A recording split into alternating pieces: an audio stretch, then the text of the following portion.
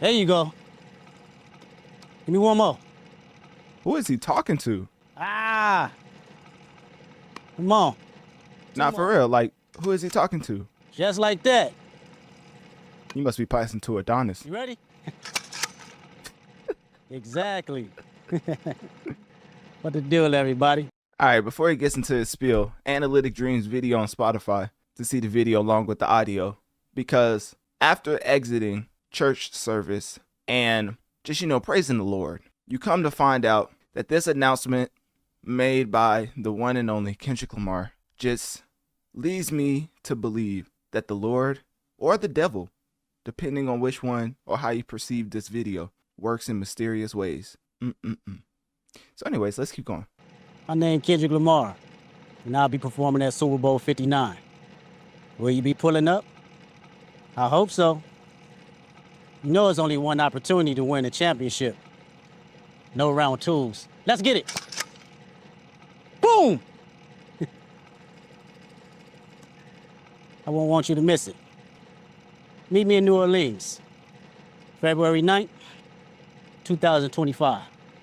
Wear your best dress too, even if you're watching from home. Let's go. Yay! That's what I'm talking about, man.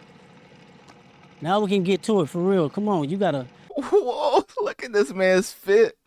If this man don't look like a locked DLC character at an NFL street, I don't know what is, because this man's fit is beyond ridiculous. To it for real. Come on, you got. You can tell he never played football in his life. But that's besides the point. All jokes aside, Roger Goodell, who is the CEO of the National Football League, Lucian Grange, who's the CEO of Universal Music Studios, John Janik, who's the CEO for Interscope Records, the label, the subdivision, I might add, to the biggest music label in the world, which is Universal Music Group, and had a huge impact as far as this specific track, Not Like Us, having such tremendous impact on the charts, which is currently the 9th most played track in the world. Shout out to Sabrina Carpenter finally pushing him out of the top 3. I mean, goodness, how long could the masses listen to a pedophile anthem without getting tired of it? So when that dropped out of the top 3, which just happened, literally just happened, because Sabrina Carpenter put out her new album, Short and Sweet, that broke all type of records, selling 362,000 first week. Talking about an achievement, right? Then this announcement comes after the downslide, or I'm not going to say the downward spiral, but basically the slide of Not Like Us, going from the top 3 to the 9th most played track in the world, which is still significant as far as the hold it's had on the charts. This type of announcement will inevitably push it back up.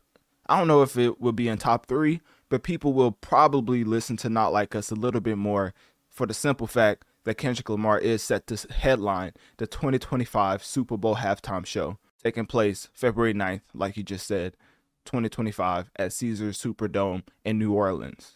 And this will mark his second Super Bowl appearance, because if you don't know, his first one was when Dr. Dre headlined the halftime show, and he brought out 50 Cent, Eminem, Kendrick Lamar. I think there was somebody else. I think Mary J. Blige he brought out. Yeah. So Kendrick's already been at he's already performed at a Super Bowl halftime show. Now, why in the world did I name all of those CEOs at the beginning of the segment? Well, I'm glad you asked.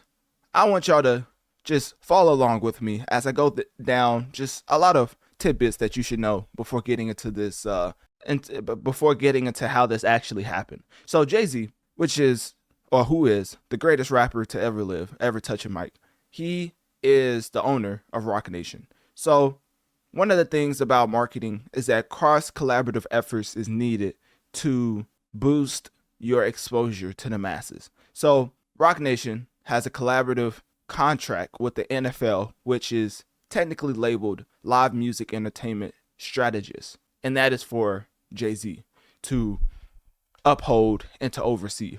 So what does this mean? The partnership is basically to uplift the entertainment offerings and ensure that the Super Bowl halftime show features top tier talent. So with that being said, Colin Kaepernick, had his whole debacle with the NFL because he took a knee during the U.S. anthem. Because of that, a lot of backlash and a lot of controversy and a whole lot of divide and division happened with the NFL and the black community. So as of an effect to that, like, you know, as far as a cause and effect, the effect of that was the NFL reaching out to one of the most prominent black figureheads in the community simply because of public consumption and how he's perceived by his own people.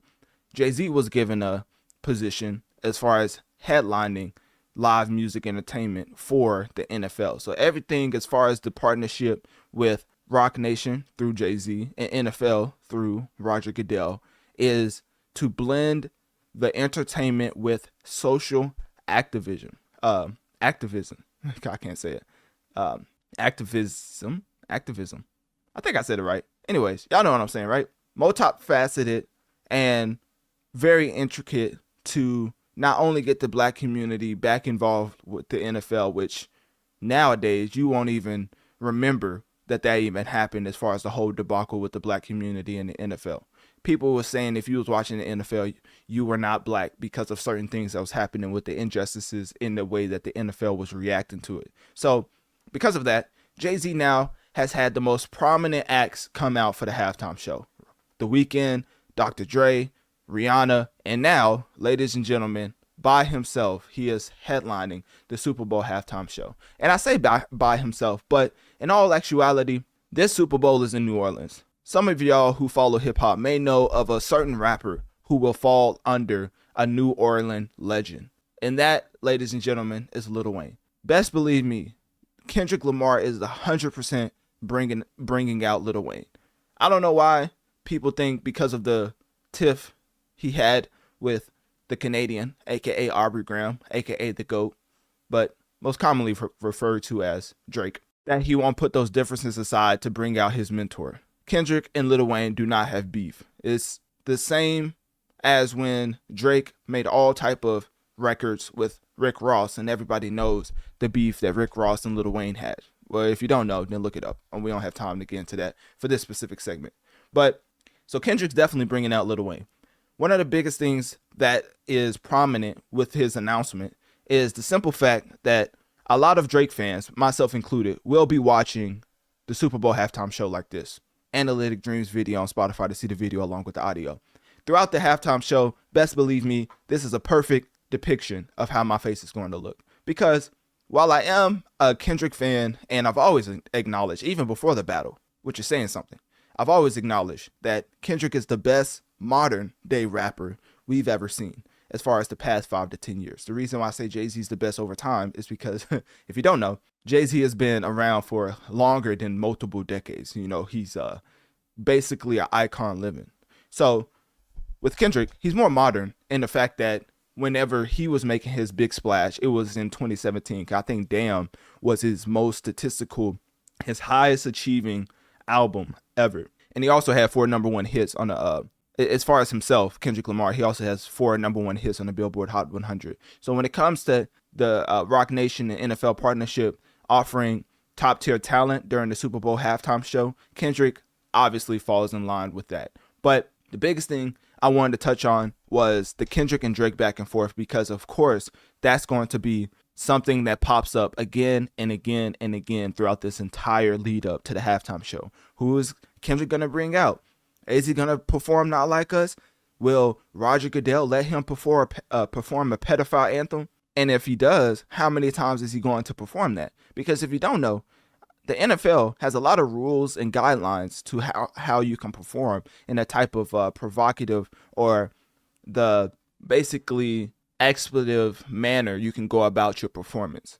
Because you try to keep it on a certain PG level because the whole world is watching. If you don't know, the Super Bowl halftime show is one of the most coveted positions ever as far as an artist, because the whole world is watching your performance. So if Kendrick Lamar is up there playing a pedophile anthem 7 times in a row, that's probably not going to go over well. So I would guess that Not Like Us will in fact play, but it will not be like the pop-out show type of performance. He's not going to play it once, halfway through, stop it, play it once, the second half and then play it again in entirety and then play it over and over, which adding like new dancers and things of that nature. Like it's gonna be a whole entire set list. It's not just gonna be Not Like Us for the whole halftime performance, because I believe they get like 15 to 17 minutes. Maybe that's a little long, but they don't get too much time to perform because of the spotlight and the amount of moving parts. You don't get that long to perform at the halftime show. So he's definitely got to get through his set list pretty quick.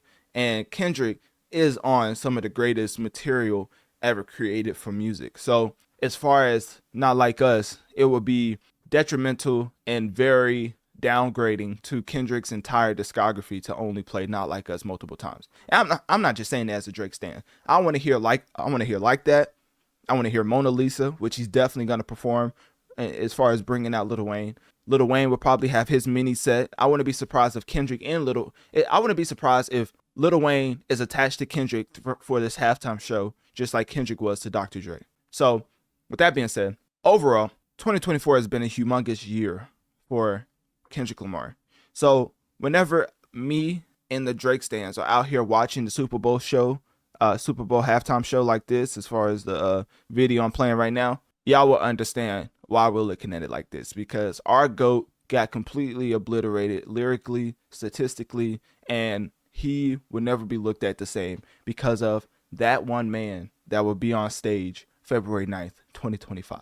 So not to be dramatic, but when this news was broken on a Sunday and I just exited from church service and just received the Lord's sermon as far as praising the Lord and basically learning all the things to be a better man, that almost went out the window when I saw this video, because Lord knows the type of turmoil and vitriol that was spewed from this man towards my GOAT. I mean, calling somebody a pedophile with no type of facts to back it up, saying this man has a whole other kid with no type of facts to back it up. Do y'all not know that Kendrick claimed Drake has a whole daughter, and now the whole world just acts like he never said that? So with that being stated, people just wanted Kendrick to win, and that's even more evident that they wanted him to win, as this position is not Kendrick's decision. This is the higher ups coming together to basically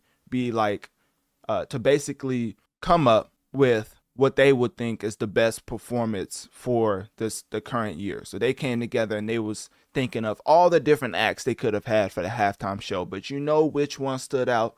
The one that took the world by storm by putting out a pedophile anthem.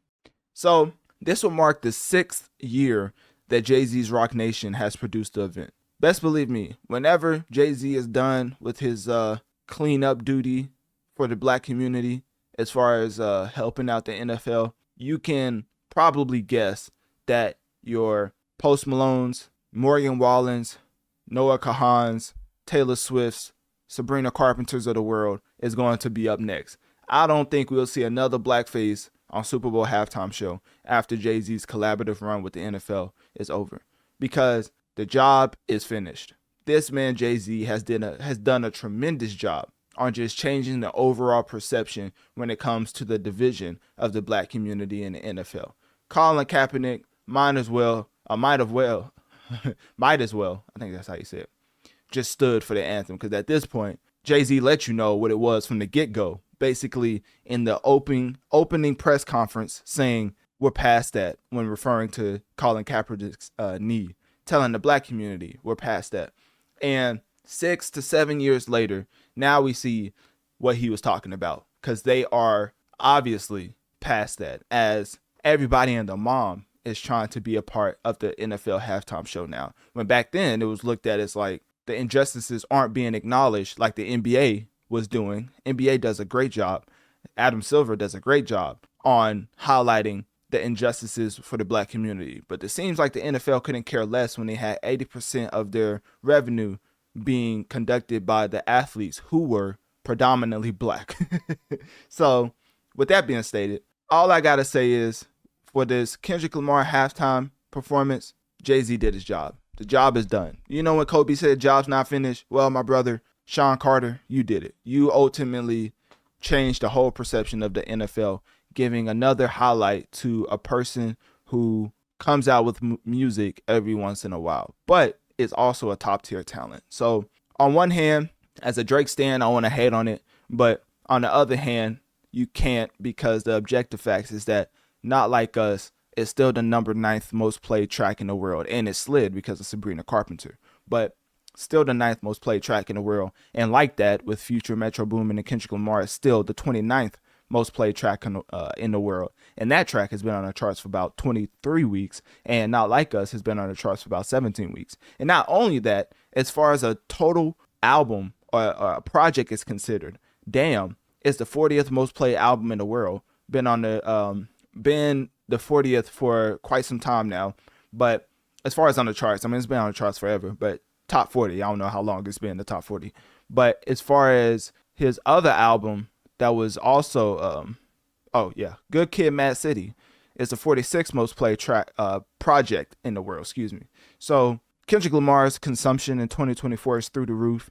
Still not outselling Drake. Had to put that in there. You know I had to do that because people are listening to Drake's old albums more than they're listening to. Actually, people are listening to Drake's entire discography more than they're listening to Kendrick's 2024 releases or his past discography is considered. So when it comes to 2024 specific releases, Kendrick is outselling Drake by a landslide. And if Kendrick and Drake put out an album, best believe me, Kendrick is going to do 400,000 to 500,000 first week.